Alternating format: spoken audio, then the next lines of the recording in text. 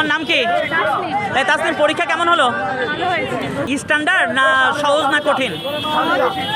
সহজ। বেশি সহজ কোনটা লাগছে তোমার কাছে?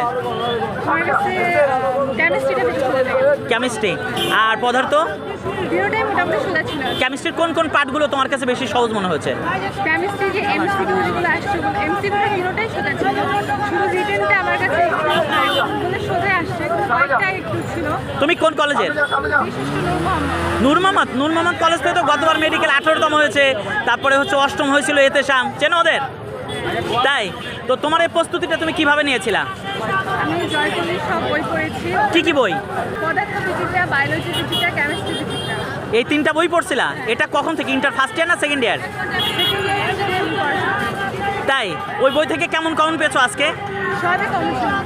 তাই তো আমরা এই যে 100% কমন দেখাই যেটা পেজে, যে জয়কলির বই থেকে 100% কমন আসে, আজকে পরীক্ষা দিয়ে তুমি কি বুঝলা? আজকে প্রমাণ তুমি এটার। তাহলে আমি তোমার কাছে একটা প্রশ্ন, যারা inter first year second year আছে তারা এই কমন পাওয়ানোর জন্য তারা কি করণীয়, তাদের কি করা উচিত? তাদের এই বই জয়কলির বইগুলো একটু ভালোভাবে পড়া উচিত, আর এগুলো আয়ত্ত করলে ইনশাআল্লাহ পেতে ভালো। আঙ্কেল, আপনি তোর বাবা, আপনার নাম কি? আপনি কি করেন? ওয়াও, দোয়া আশীর্বাদ থাকলো আপনার জন্য, একজন গর্বিত সন্তান হবে এই কামনা থাকলো।